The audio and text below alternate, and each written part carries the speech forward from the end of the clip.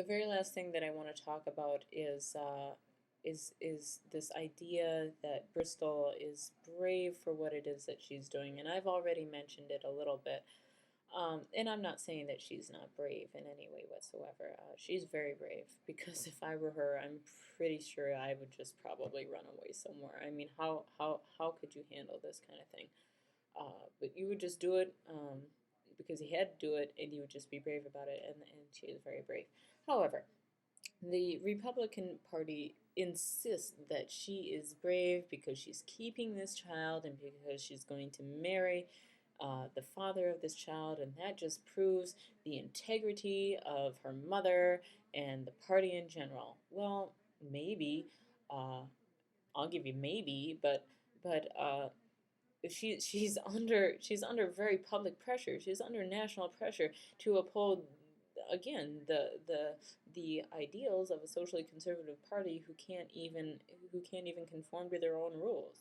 Now, I would be willing to bet, like I said, it's a choice between politically, it's a choice between life and choice. It's pro-life or pro-choice.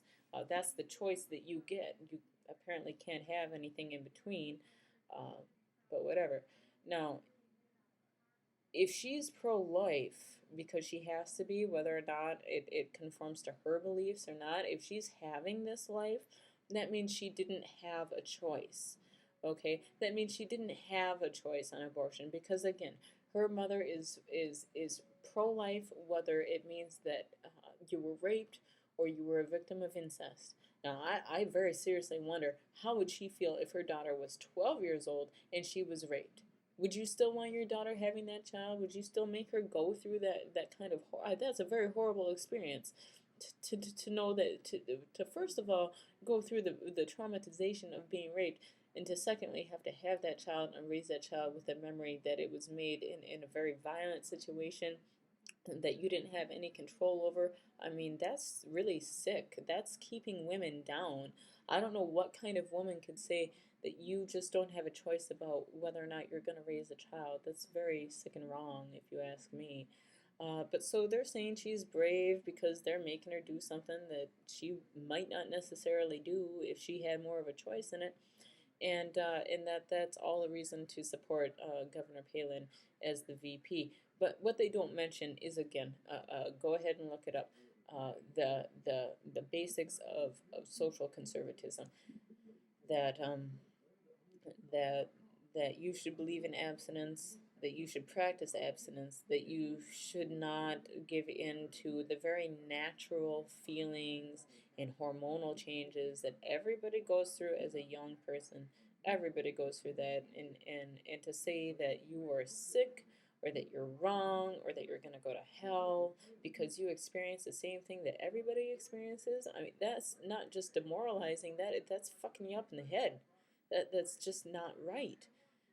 How can you say that somebody is sick because of the things that everybody goes through? That's really screwing somebody up in the head. To say that God's watching you, and if you have these feelings that everybody has, you're gonna wind up in a pit of hell and of unforgiving condemnation. I mean, I can't even say anything more about that. That's really just very wrong. Um, and that again, they don't believe in sex education. What is education? If we're not educating people about sex, what are we doing? We're just letting them just roam around and just do whatever they want to do. Which again, I'm not against social conservatism necessarily in any way, but to tell people to go ahead and live a life that you can't live, that you're never going to be able to live, because it's ridiculous to expect somebody that could to live that life just because you tell them to. Everybody's own choice is what their own choice is, and if you can abstain, then very good for you. Uh, but if you feel like you want to do some of these things or whatever, then you just need to know how to do it safely. All right. So I want to address Sarah, or excuse me, I want to address Bristol very personally and say that no one should have told you. I don't know what anybody told you, but no one should have told you that using a condom was wrong. No one should have told you that using birth control was wrong. No one should have told you that trying to ignore the things that everybody goes through as a normal human being was wrong. There is nothing wrong with what you've done. You are going to have a beautiful baby girl or boy, and you're going to be so proud. And I hope you do the things that are right for that child. I hope you teach them. I hope you educate them about sex, about life, about history, about absolutely everything that you could possibly give to that child, because the more they know, the better the decisions they make are going to be. You cannot tell somebody to just ignore the fundamentals of being a human being and expect for them to make judgments on those falsehoods. So I'm very sorry that you are all of a sudden in this position. I'm very sorry that you have to go through this in the public eye. I am very, very sorry that your mother decided that her life was more important than the life of her child, because you're going to have your own opinion, and you should have your own opinion. But as a mother of a child, I just really think that's very selfish, and I would really feel betrayed if my mother had made a decision that was like that. If she had ever made a decision that benefited her more than her children, then it just never would have worked out for us as a family. And and I hope that you're taking this as a life lesson. I hope that you're very strong, and believe me, you're gonna be okay. You're gonna be just fine, and you're gonna know exactly what to do when you become a mother. You're gonna be just fine. And don't do anything just because other people say that you should do something, because they want you to uphold a moral standard that they're not even, that they're just going to ignore. They ignore for themselves, and they tell you to do the same, and they pat you on the head and they say, "Good girl, very good girl." And you know what? You be your own person, and don't think that you've done anything wrong. Other people failed you. People failed you. They should have taught you that it's okay.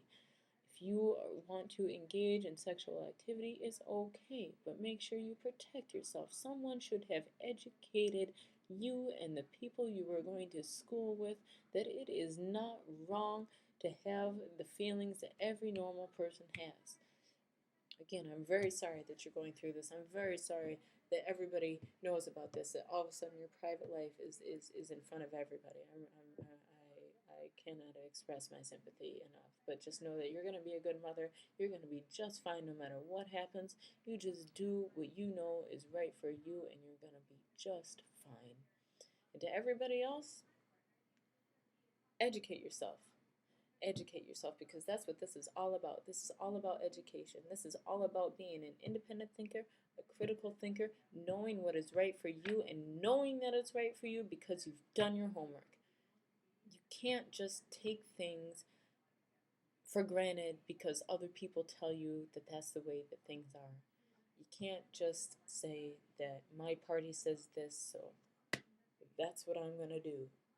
No, you think for yourself. You're an independent person. You're a very special person. You're a beautiful and powerful person.